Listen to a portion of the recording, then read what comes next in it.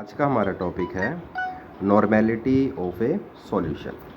It is a method to express the concentration of a solution. Concentration क्या होती है कि आपने कितना सॉल्यूट डिज़ोल्व किया है, कितनी अमाउंट ऑफ सॉल्वेंट में, ये हमें बताएगी कंसंट्रेशन। तो ये एक कंसंट्रेशन को एक्सप्रेस करने का तरीका है। जैसे हमने मोलैलिटी और मोलैरिटी करी थी, उसी तरह से नॉर्मेलिटी भी एक मेथड है। तो नॉर्मेलिटी को हम रिप्रेजेंट करते हैं कैपिटल एन से। इसकी डेफिनेशन पढ़ते हैं, चलिए क्या है। It is the number of gram equivalent. जैसे मोलैलिटी और मोलैरिटी में क्या थे, नंबर ऑफ मोल्स थे, इसमें क्या होंगे, number of gram equivalent present in 1 litre of solution.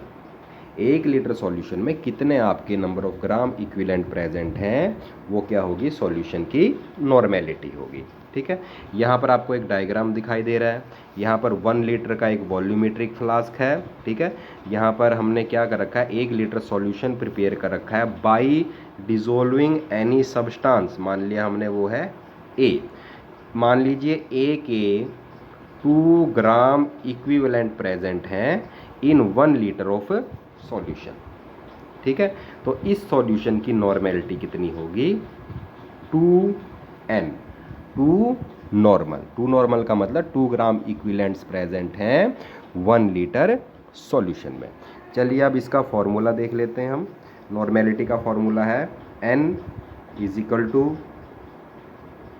Number of gram equivalent. जैसे मोलैरिटी और मोलैलिटी में हम नंबर ऑफ मोल्स करते थे, यहाँ हम क्या करेंगे, number of gram equivalents present in 1 litre of solution. अगर ये सॉल्यूशन का जो वॉल्यूम है अगर मिलीलीटर में दे रखा है, तो आपको इस फॉर्मूले को किससे मल्टीप्लाई करना पड़ेगा, 1000 से मल्टीप्लाई करना पड़ेगा। ओके, तो नंबर ऑफ ग्राम इक्विवेलेंट ये कैसे निकालोगे आप, नंबर ऑफ ग्राम इक्विवेलेंट निकालने के लिए हम क्या करेंगे, जितनी अमाउंट दे रखी है सब्सटेंस की, अमाउंट जितनी भी दे रखी है ग्राम में, अपॉन हम करेंगे उस सब्सटेंस का इक्विवेलेंट मास। इक्विवेलेंट मास, देखो मोल्स निकालने के लिए हम क्या करते थे, किससे डिवाइड करते थे, मोलर मास से। लेकिन नंबर ऑफ ग्राम इक्विवेलेंट निकालने के लिए हम डिवाइड करेंगे इक्विवेलेंट मास से। अब सॉल्यूट का इक्विवेलेंट मास क्या आएगा, ये डिपेंड करता है उसकी नेचर पे कि वो क्या है, वो एसिड है, वो बेस है, या फिर वो साल्ट है। चलिए, अगर आपका जो सॉल्यूट है जो आप डिसोल्व कर रहे हो, अगर वो क्या है, एसिड, तो इक्विवेलेंट मास एसिड का कैसे निकलेगा, मोलर मास, एसिड का मोलर मास अपॉन एसिड की बेसिसिटी। बेसिसिटी होता है कि जो आपका एसिड है वो कितने H पॉजिटिव आयन डोनेट करता है। जैसे H2SO4 है, H2SO4 जब आयोनाइज होता है तो 2H पॉजिटिव डोनेट करता है। ठीक है, तो H2SO4 का इक्विवेलेंट मास क्या हुआ, इसका मोलर मास 98 इसका मोलर मास है, अपॉन इसकी बेसिसिटी 2H पॉजिटिव डोनेट करता है तो अपॉन 2, तो ये कितना आ गया आपका 49 ग्राम। ठीक है, तो मोलर मास 98 ग्राम है H2SO4 का, और जो इक्विवेलेंट मास है वो कितना है, 49 ग्राम। उसी तरह से अगर मैं HCl की बात करूं, HCl इसका जो मोलर मास है वो कितना है आपका 36.5, 35.5 क्लोरीन का और 1 हाइड्रोजन का। ठीक है, अपॉन इसकी बेसिसिटी, बेसिसिटी कितने H पॉजिटिव आयन देता है, केवल ये 1, तो अपॉन 1, तो इसका इक्विवेलेंट मास और मोलर मास दोनों बराबर हैं, कितने हैं, 36.5 ग्राम। तो अगर आप इसकी मोलैरिटी निकालोगे या इस सॉल्यूशन की नॉर्मेलिटी निकालोगे जिसमें HCl प्रेजेंट है, तो वो कैसा आएगा, बिल्कुल सेम आएगा। उसके बाद बात करते हैं हम बेस की। बेस का इक्विवेलेंट मास जब आप कैलकुलेट करोगे तो उसी तरह से बेस का क्या लेना पड़ेगा आपको, मोलर मास अपॉन बेस की एसिडिटी। एसिडिटी क्या होगी कि जो आपका बेस है वो कितने OH नेगेटिव आयन देता है, ठीक है, क्योंकि OH नेगेटिव आयन यही H पॉजिटिव से कंबाइन करता है, तो इसको हम एसिडिटी बोलते हैं, ठीक है। जैसे आपका NaOH है, सोडियम हाइड्रोक्साइड, इसका अगर मैं इक्विवेलेंट मास कैलकुलेट करूं तो क्या लूँगा, इसका मोलर मास कितना, इसका मोलर मास 40 अपॉन इसकी एसिडिटी कितना OH आयन डोनेट करता है, केवल 1, तो 40/1, ये कितना आएगा आपका 40 ग्राम ही आएगा। तो NaOH का भी मोलैरिटी और नॉर्मेलिटी कैसी होगी, बिल्कुल सेम होगी, ठीक है। उसके बाद आता है आपका equivalent mass of salt. Salt कम बनते हैं by combination of cation and anion, ठीक है। तो यदि किसी साल्ट का आपने इक्विवेलेंट मास कैलकुलेट करना है तो सबसे पहले क्या लोगे आप, उसका मोलर मास, और उसको डिवाइड करोगे चार्ज ऑन कैटायन। कैटायन का मतलब जो पॉजिटिव वाला आयन है उसके ऊपर कितना चार्ज है।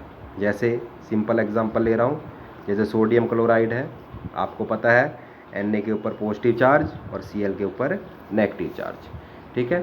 तो इसका जो मोलर मास है NaCl का वो 58.5 इसका मोलर मास है, अपॉन चार्ज ऑन कैटायन कितना चार्ज है सोडियम पर +1, तो डिवाइड बाई 1, तो ये कितना आ जाएगा आपका 58.5 ग्राम, ठीक है। तो इक्विवेलेंट मास इस बात पे डिपेंड करता है कि आपने क्या डिसोल्व किया है, एसिड है, बेस है या साल्ट है। चलिए एक छोटा सा न्यूमेरिकल कर लेते हैं। Calculate the normality of NaOH solution by dissolving 4 gram to form 250 ml of solution. तो नॉर्मेलिटी की सबसे पहले डेफिनेशन लिखिए, उसका फॉर्मूला लिखिए, number of gram equivalent, number of gram equivalent upon volume of solution in ml। अगर ml में है तो किससे मल्टीप्लाई करनी पड़ेगी आपको, 1000 से, ओके। तो नंबर ऑफ ग्राम इक्विवेलेंट निकालने का क्या तरीका है, अमाउंट सब्सटेंस की कितनी है 4, ठीक है, अपॉन इसका इक्विवेलेंट मास, क्योंकि हमने क्या निकालनी है, नॉर्मेलिटी निकालनी है, ठीक है। तो इक्विवेलेंट मास कितना है इसका 40 है सोडियम हाइड्रोक्साइड का, ठीक है, अपॉन वॉल्यूम ऑफ सॉल्यूशन कितना है 250, और इनटू क्या करना पड़ेगा हमको 1000, तो ये कैंसिल हो जाएगा, ठीक है, 4 और ये कितना आ जाएगा आपका, इससे फिर ये 10 आ जाएगा, ये आ जाएगा 4/10 या फिर 0.4 नॉर्मल, ठीक है। ये आ गई सॉल्यूशन की नॉर्मेलिटी। तो ये बेसिक सा न्यूमेरिकल था। इसके बाद हम करते हैं नॉर्मेलिटी इक्वेशन क्या होती है इसमें। जिस तरह मोलैरिटी इक्वेशन है उसी तरह से नॉर्मेलिटी इक्वेशन भी है, N1V1 = N2V2, ठीक है। मान लीजिए मेरे पास एक सॉल्यूशन है जिसकी नॉर्मेलिटी N1 है और वॉल्यूम क्या है V1। अब मैं क्या करता हूँ, इसकी डाइल्यूशन कर देता हूँ, इसमें वाटर ऐड कर देता हूँ, तो इससे क्या होगा, सॉल्यूशन का वॉल्यूम इंक्रीज हो जाएगा और सॉल्यूशन की नॉर्मेलिटी भी क्या हो जाएगी, चेंज हो जाएगी। तो आप इस इक्वेशन का यूज़ करके नॉर्मेलिटी कैलकुलेट कर सकते हैं। N2 = N1 × V1/V2। तो ये थी आपकी नॉर्मेलिटी इक्वेशन। मान लीजिए आपके पास 100 ml 2 नॉर्मल सॉल्यूशन है किसी भी एसिड का, मान लिया HCl का, ठीक है। अब आपने क्या करा, इसमें 500 ml वाटर ऐड कर दिया, ठीक है। अब आप नॉर्मेलिटी चेंज हो जाएगी।